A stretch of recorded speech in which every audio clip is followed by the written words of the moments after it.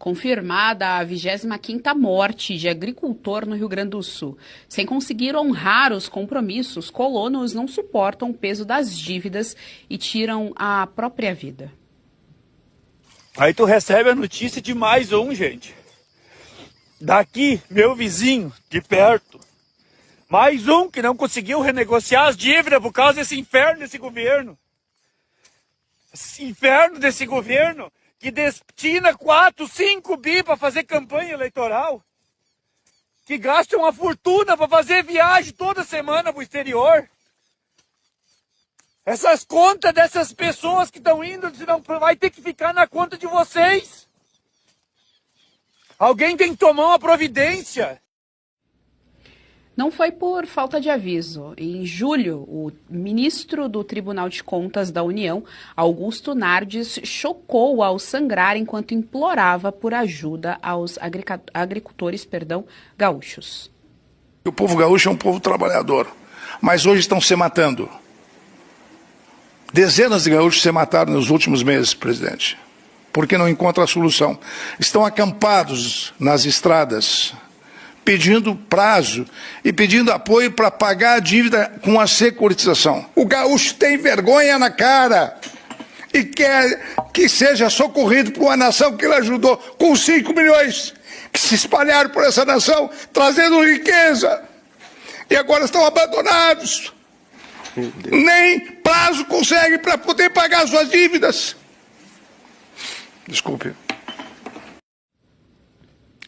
Fabi Barroso, a cena realmente demasiadamente chocante. Nós repercutimos à época. Bom, vamos lá por partes, Fabi. A gente sabe que o Rio Grande do Sul sofreu aquela grande tragédia das enchentes que, enfim, chocou o país inteiro.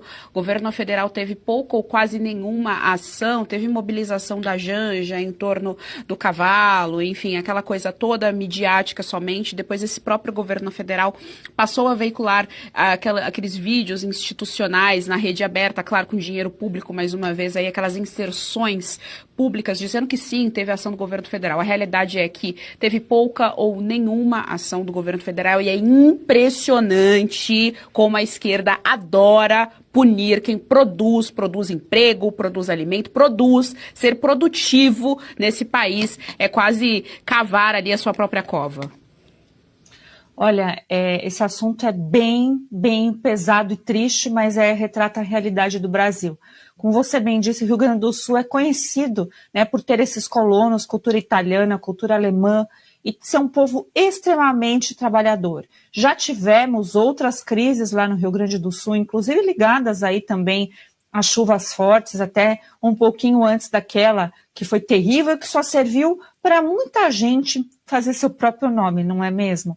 Inclusive políticos, influenciadores, a gente sabe que teve gente que ajudou, mas a ajuda sumiu, desapareceu. A UERJ fez aqui um documentário que eu recomendo, que mostrou, né, depois de um ano, a Taiwane voltou lá, mostrou como estão as pessoas, e a gente via que era um misto de gente que realmente trabalhava, um misto de gratidão à ajuda que receberam, mas a vontade e tristeza, né, de não ter elementos ou meios para se recuperar integralmente. Então, a gente sabe que o gaúcho é conhecido por aquele povo que faz, né, fizeram pontes, fizeram rodovias, mexeram na infraestrutura, que é dever do Estado. Já que o Estado existe, ele tem o dever de fornecer, né, rodovias, linhas telefônicas, iluminação, infraestrutura mesmo, e não foi feito. Então esse pessoal aí é com muita tristeza mesmo. A gente vê que eles estão se enrolando cada dia mais em dívidas. Ontem, só para fazer um comparativo, nós aqui noticiamos que o governo Lula aumentou 360% de verba para fazer propaganda de si mesmos, né? Então, assim, essa é uma propaganda muito mais negativa, mas se tivesse a devida atenção. Então, a gente precisa falar deste assunto, eles precisam de socorro, e essa securitização aí que é mencionada era o mínimo, eles só estão pedindo prazo, gente, prazo, e o governo Lula só fez aquela palhaçada promovida por Janja, o cavalo e etc., mas a gente sabe que eles já, inclusive, verbalizaram, né, que eles não gostam muito do Sul. Né? Então, esse é um grande problema, a hipocrisia, né? E governos Lula, a gente sabe que eles só estão preocupados em perpetuar-se no poder. Então, parece-me que eles não querem os votos dos gaúchos. Eu espero que os gaúchos, no mínimo, né, lembre-se disso ali logo em 2026.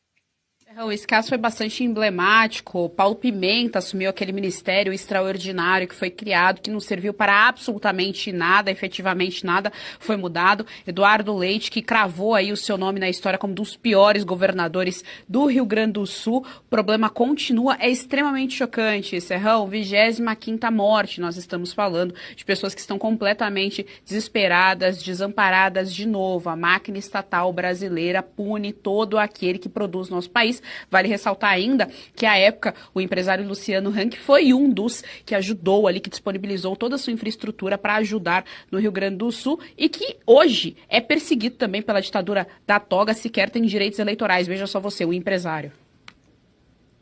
O problema do Sul ele é aterrador, mas o problema do agro, é muito mais grave, muito mais sério. Só no segundo trimestre desse ano, a gente teve 565 empresas ou pessoas do agronegócio pedindo recuperação judicial.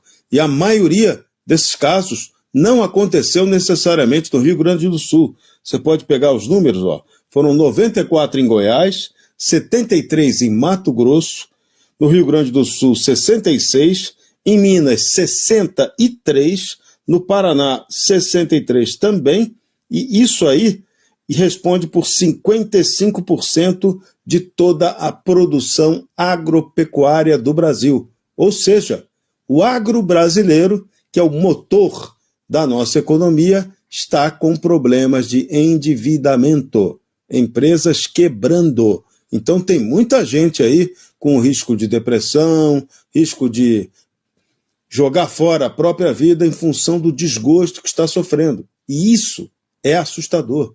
A gente tem que acordar para esse problema. Vai além do Sul. É um problema de um Brasil que se perdeu na economia. E bota na cabeça, Lula fez tudo isso de propósito contra o agro, que ele sempre chamou de fascista, Geisiane. Você gostou desse conteúdo? Então compartilhe, dê o seu like, não se esqueça, viu? Aqui no canal da Revista Oeste tem muito mais.